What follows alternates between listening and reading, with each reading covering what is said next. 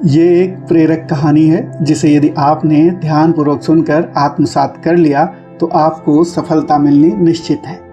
महात्मा बुद्ध की ये कहानी खुशहाल जिंदगी का मूल मंत्र है। तो चलिए बिना देर किए आपको मैं महात्मा बुद्ध की ये प्रेरक कहानी सुनाता हूँ। एक गांव में नदी के किनारे कुछ बच्चे खेल रहे थे। वो बच्चे नदी के रेत से घर बना रहे थे। जब किसी का पैर किसी के घर को लग जाता और वो घर बिखर जाता तो बच्चों में इस बात पर बहुत झगड़ा हो जाता। कई बार तो मारपीट तक की नौबत आ जाती।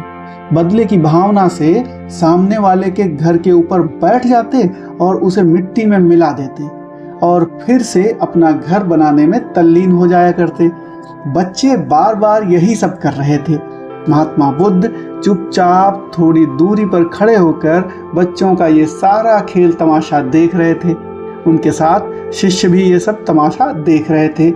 हालांकि बच्चे अपने आप में इतने मशगूल थे कि उन्होंने महात्मा बुद्ध की तरफ ध्यान ही नहीं दिया और उन्हें देखा ही नहीं।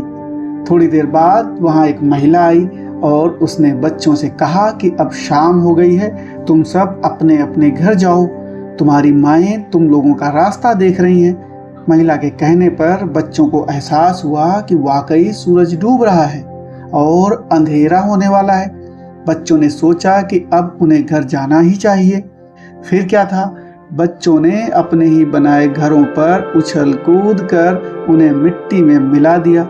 इस दौरान किसी बच्चे ने ये नहीं देखा कि कौन किसका घर तोड़ रहा है। इसके बाद सभी बच्चे भागते हुए अपने अपने घरों की ओर चल दिए। अब महात्मा बुद्ध अपने शिष्यों की तरफ मुड़े और उन्होंने कहा कि तुम मानव जीवन की कल्पना इन बच्चों के खेल से कर सकते हो, क्योंकि तुम्हारे बनाए घर बार नगर शहर सब ऐसे ही रह जाते हैं। तुम्हें एक दिन ये सब छोड़कर ही जाना पड़ता है। तुम यहाँ जिंदगी की भागदौड़ में इतना भूल जाते हो कि खुद से कभी मिल ही नहीं पाते, जबकि जाना तो सबका तय ही है। इसलिए कभी भी अधिक लंबा सोचकर समय बर्बाद नहीं करना चाहिए, वर्तमान में जीना चाहिए। कहानी आपको कैसी लगी कमेंट करके हमें अवश्य बताएं। आपने अभी तक इस चैनल को यदि सब्सक्राइब न किया हो तो अवश्य कर लें, जिससे आपको अगली कहानी का अपडेट समय पर मिल जाएगा।